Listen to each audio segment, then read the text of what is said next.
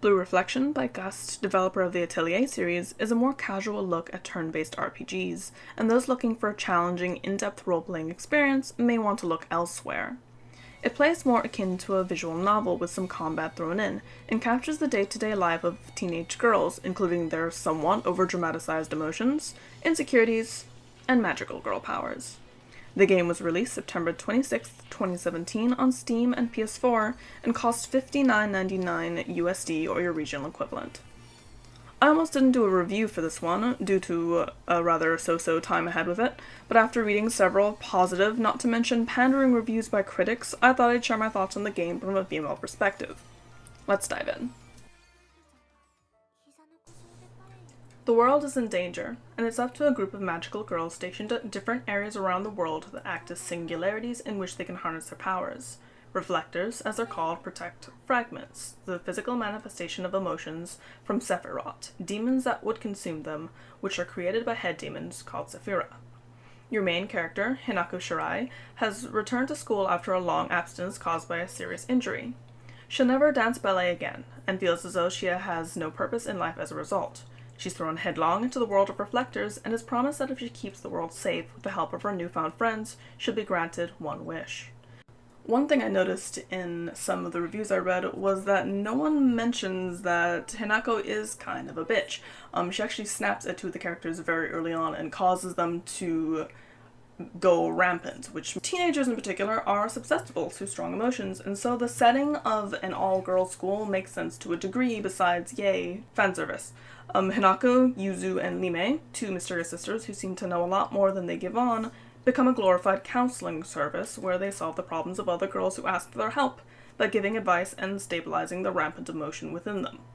In order to do so, reflectors can travel to the commons, described as the embodiment of the collective conscience, which exists as an inner realm that houses all human emotion and connects all people. Here, they can make use of their powers as well as stabilize fragments of emotion. Normally, fragments appear and disappear with the way the person is feeling, but when they go rampant, meaning in this context that in the real world they've collapsed due to the intensity of whatever it is they're feeling, their fragments become a tasty lure for Sephiroth. You're able to walk around freely in the commons, and you can see enemies as they wander the map. There are also points of interest indicated by glittering orbs where you can pick up crafting materials. While the story premise is fascinating, the delivery leaves something to be desired. The main story encompasses the team of 3 reflectors and their fight to protect the emotion of the other girls they befriend in their quest to become strong enough to take on Sephiroth's. The main character, Hinako, empathizes with them, and it is through each stabilization that you learn a bit more about what she's going through as a forcibly retired dancer. That part I liked, though sometimes I found the emotions to be a little overdone simply for the sake of making the girls a more suitable target from which to harvest a fragment. Meanwhile, Lime and Yuzu, who, again, seem to know a lot more than you do, sweep things under the rug, promising to explain things later, but later never comes. What ends up happening is a series of interconnected story strands featuring the inner turmoil of the girls you recruit to your cause that are laid over the main plot, which soon becomes a mess of loose ends. I was personally put off by the forced ambiguity in order to create an air of mystery, especially considering the game is very story-heavy. This would work in something like an anime that has many seasons and many episodes, but as a single game that you can play through in about 20 hours, it was off-putting. Add to that a multitude of spelling errors and punctuation errors, though the translation itself is fine for the most part, and the fact that the text never seemed to stick to a single alignment. It was center, and then it was left, and then it was right aligned within the black text bar at the bottom, which serves as its box. It was a little distracting. As an anatomical female who was once a high schooler herself, reading what these young women had to say was a facepalm moment. I actually had to pause and shake my head. Is this the way men think women speak? Some of it was relatable, but for the most part, these high school age girls spoke the way anyone who has never been a teenage girl before would think they'd speak.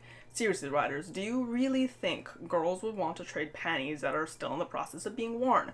1, ew, and 2, who in their right mind, male or female, would just remove their underwear in the middle of a hallway to begin such an exchange? It's fan service at its worst, a convenient way to get their characters to do something even slightly titillating. Point being that these girls are vapid and unrealistic, obsessed with boys and makeup and other typical things you connect with a girly girl. There was also a gamer girl and a runner and a pianist who, for whatever reason, couldn't not think aloud. but there weren't enough of these types to even things out.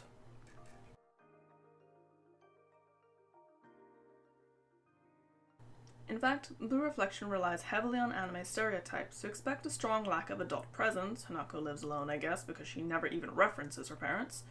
Girls in short skirts, shower scenes, the camera panning upwards during cutscenes, starting at the posterior for no other reason except to give posterior shots. Anime girl archetypes, you know, the painfully shy one, the outgoing sporty one, the cool and calm one who is incredibly popular, the tsundere, etc., and more. Combat is turn-based. The fastest person goes first, and some attacks have knockback, which moves the enemy backwards on the timeline, shown at the top of the screen. Your reflectors have one attack ability that doesn't cost any MP, but the rest do, depending on strength. They also learn support abilities, which are status buffs and MP HP recovery. Once you unlock it, you can guard or regenerate MP by holding down the corresponding directional buttons in exchange for percentage from your reflector gauge. After combat, your HP and MP are fully regenerated, so there's no need to conserve your energy. As a result, I didn't find battles terribly challenging even on the hardest difficulty. Where they really shine is versus the giant, grotesque Sephiras, which will threaten the school on occasion. These behemoths require you to charge up your power and use your guard and overdrive properly, lest they mow you down, and they're a refreshing change from regular monsters, which tend to be recolors of the one you meet early on. Battle also became incredibly tedious due to the fact that there's no option to skip or speed up battle animations.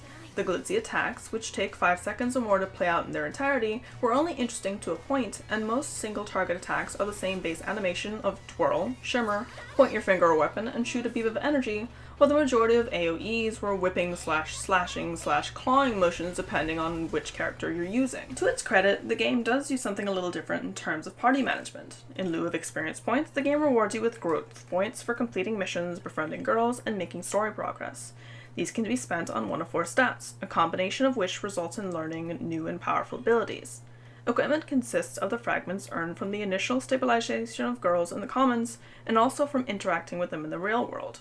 Fragments have a variety of effects and can be used to enhance your abilities.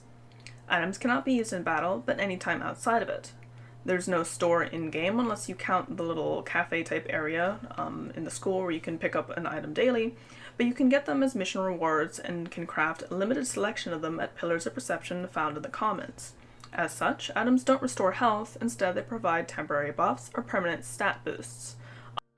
The gameplay loop is as follows. Go about your day. The gameplay loop is as follows. Go about your normal day, completing missions and checking your phone to play the popular free space game Dark Cave. Be introduced to a new girl who you'll need to stabilize, and the story will progress. Stabilize that girl and the story will progress. Repeat. On the interim, you'll be going on dates with the other girls and strengthening your friendships, preparing for school the next day once you're home, and periodically battling giant Sephiras out in the real world once enough progress has been made. Your smartphone, which is introduced almost an hour in after you've completed all the preliminary tutorial stuff, is a momentary distraction, but one I enjoyed quite a bit, more than going on endless fetch and kill quests. You can actually control your BGM by making your own playlist in the Jukebox app, and more tracks become available to you as you progress. The music is great, by the way. You can also chat with your friends, which can be truly amusing, and play the game I mentioned earlier, Dark Cave. It'll give you notifications throughout your day, and by making decisions, you can affect the growth of a monster. I've seen some reviews that compare Blue Reflection to the Persona series, and I find that to be misleading. While it takes some inspiration from Persona's social link system, where befriending a person makes them more useful in battle because you get more fragments from them, that's where the similarities end. In Persona, every decision, such as who you're going to spend time with or what you're going to do during the day, feels important because time is such a factor. Blue Reflection gives you decisions, but much like in some of the more limited visual novels, making a decision sometimes results in alternate text, but ultimately the course of events doesn't change. For example, I made a decision to stretch one night and played through and saw one cutscene and got a defense up boost. I reloaded my game, tried the alternate decision, and I got a different cutscene, slightly different, still in the pool, just a different girl, and ended up with +3 defense. In short, there wasn't much of an effect.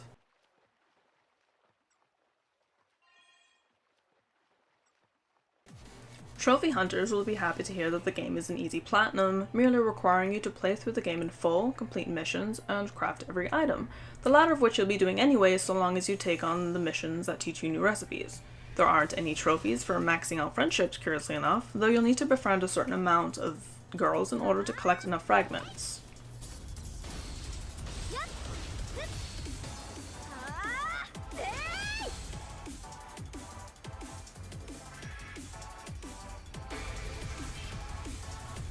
That's all from me, gamers. I've been Dawn from Need to Know. Hope you enjoyed the review, and if you did, feel free to give it a thumbs up. Even if you didn't, give it a thumbs down. We enjoy your feedback. Thanks for watching. Stay in the know.